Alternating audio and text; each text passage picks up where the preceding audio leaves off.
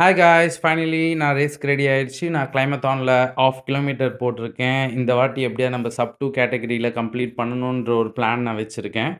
பார்க்கலாம் என்னோட பெஸ்ட் இதில் நான் குடுக்குறேனான்றத பார்க்கலாம்.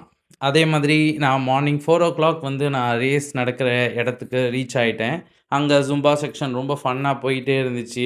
ஒரு 1/2 அன் ஹவர்ல ஜும்பா முடியும்னு பார்த்தா, அது மேக்ஸிமம் வந்து 45 மினிட்ஸ்க்கு மேல ஜும்பா செக்ஷன் போய்க்கிட்டே இருந்துச்சு. ரேஸ் எப்படா ஸ்டார்ட் ஆகுன்ற மாரி ஆயிடுச்சு. கடைசியா ஃபைனலா ரேஸ ஸ்டார்ட் பண்ணி வச்சுட்டாங்க. என்னோட மெயின் பிளானே ஸ்டார்ட்டிங் வந்து ஒரு 5:30 பேசஸ்லயே நம்ம வந்து எப்படியாவது கவர் பண்ணணும் அப்படின்னு நெனச்சிருந்தேன்.